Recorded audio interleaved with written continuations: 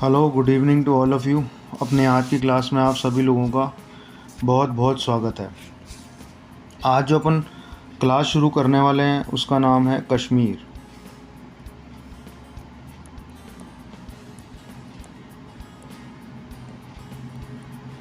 Kashmir map. आज अपन map के अंदर केवल कश्मीर की बात करेंगे और मैं आपको डिटेल में बताऊंगा कि भाई कश्मीर के अंदर क्या क्या चीज़ें हैं, क्या क्या हो सकती हैं, वो अपन सब आगे चल के बात करेंगे। तो चलिए शुरू करते हैं अपनी क्लास।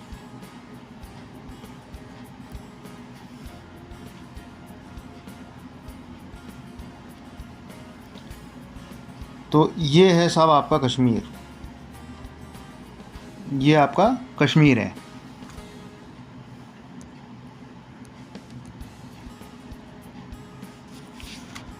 अब इसके अंदर अगर अपन देखें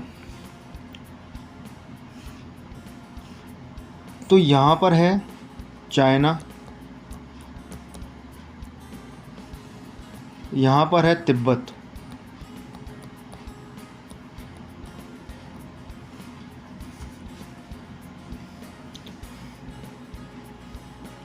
इसके अलावा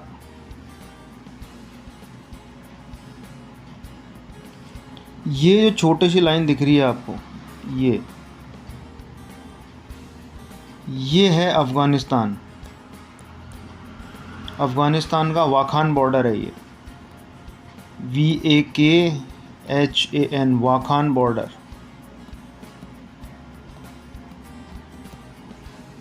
इसको वाखान बॉर्डर कहते हैं, अफ़गानिस्तान से लगता है ये।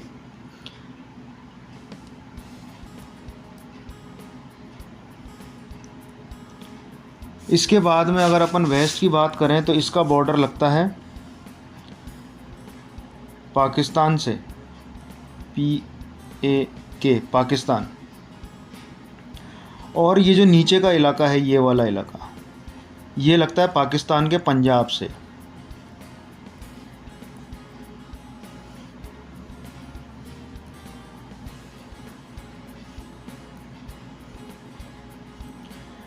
इसके बाद बात करते हैं अगर अपन इंडिया की, तो इंडिया के अंदर ये लगता है हिमाचल प्रदेश से और पंजाब से। तो इसके ये बॉर्डर्स हैं, ये कंट्रीज़ इसकी नेबरिंग कंट्रीज़ है जो मैंने आपको अभी तक बताई है।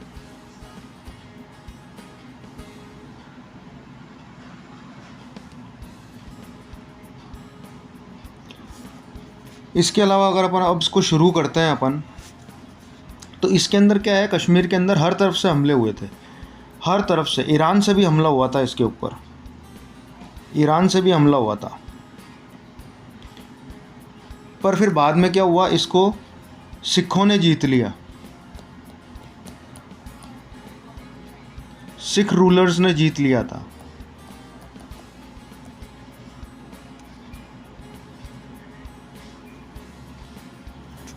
उसके बाद में क्या हुआ, जब ब्रिटिशर्स यहाँ पर आए तो ब्रिटिशर्स ने इससे खरीद लिया।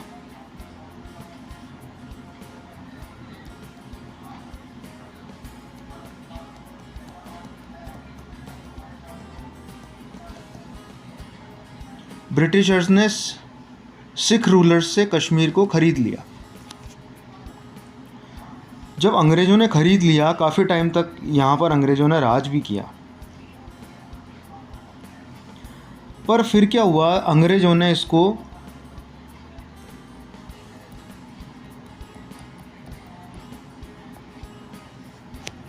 इनको डोगरास को बेच दिया।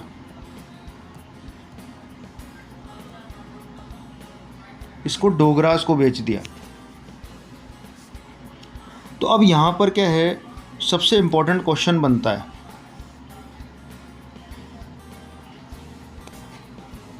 सबसे एक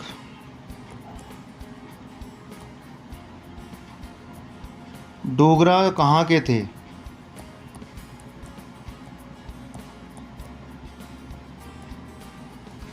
ये सबसे इम्पोर्टेंट क्वेश्चन पड़ता है। तो इसका आंसर है